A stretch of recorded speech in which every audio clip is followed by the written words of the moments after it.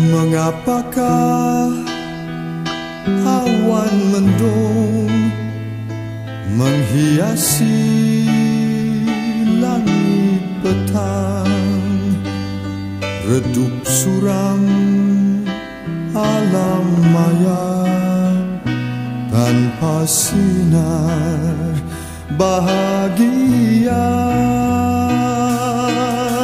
Kehampaan yang melanda di titian kehidupan, resah duka berpanjangan menantikan kedamaian.